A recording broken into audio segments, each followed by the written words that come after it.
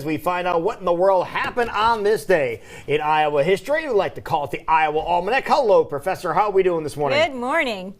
Good morning. We are warmer today than we will be Monday. Yes, we will. There's no question about that. But, coming up, we were talking last week about the fact that on February 21st, and right here, we talked about the fact that WOI-TV began broadcasting from the campus of Iowa State University. That was one of the coolest things about the fact about WOI and Local 5 was what we call it right now, the first station to serve the region. And today you have another story about how Iowa State came to sell the station. That same station. What's that story all about?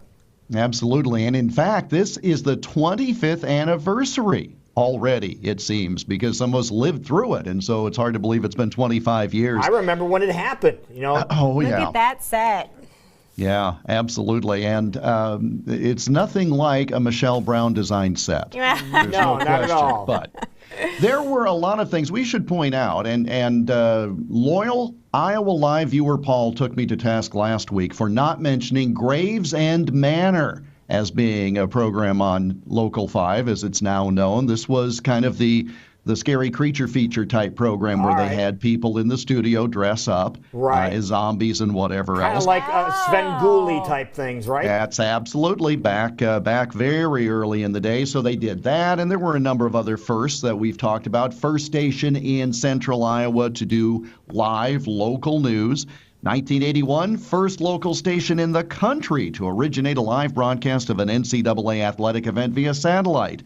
And all along, during that first about 4 decades thereabouts, the station maintained a close relationship with Iowa State University and was a laboratory for students in both journalism and meteorology.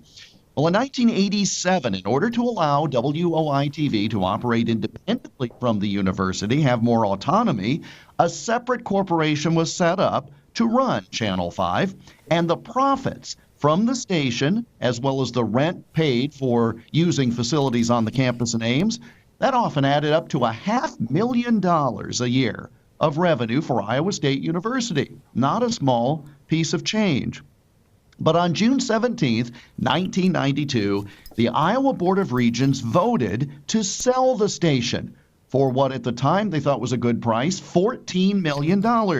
And the idea was that they'd get $14 million in a lump sum, and then the revenue from that money, it'd be put in trust, and then the revenue would go to support the university general. And that wasn't received very well. Not a very popular decision, was it?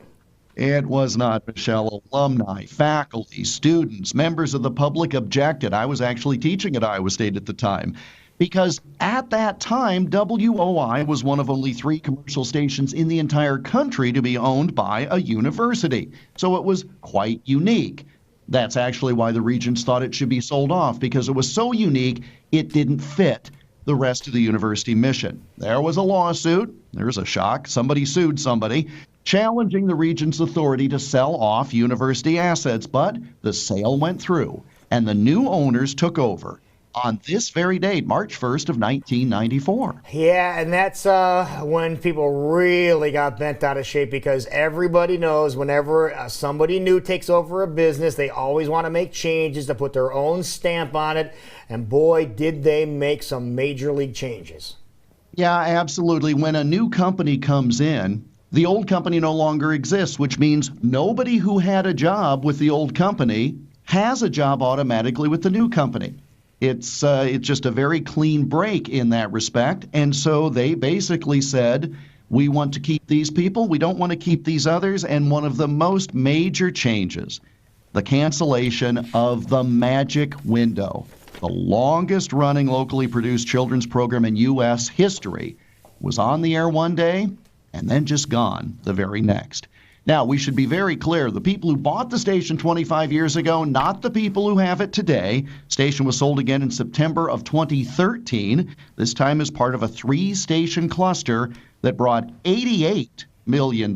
So you can see how things have increased over the course of time. But the check for that $14 million from the first sale had cleared, and the keys to WOI-TV literally given to private owners on this date in 1994.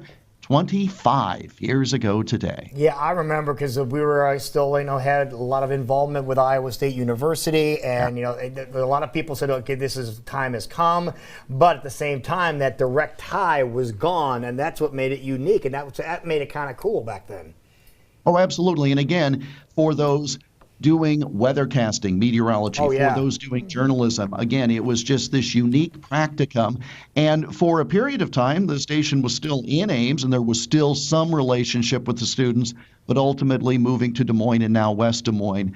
And it was unique for its time, and maybe that time had come. But boy, people were sure upset about it when it actually did happen, especially when all of a sudden there was no magic window anymore. That was the kicker right there. That's the one that really opened up a lot of. Even to this day, some people are still upset over that fact. And that station used to be on the north side of the campus, and then moved over. Was it off of Grand, if I'm not mistaken, down near where the Embassy Suites is located now, and then came over here eventually. So yeah, there was a place in Des Moines, then there was a place on Locust where I did some work, and then ultimately out where you are now. And but there were a number of different places. I had to remember which station to go to because it was here and then it was there, but it's been out there and not going anywhere anytime soon. There you go. Station groups just keep getting bigger and bigger. And that's where we are located too, over in West Des Moines, changing. off of Westtown Parkway, not too far from where Valley West Mall is.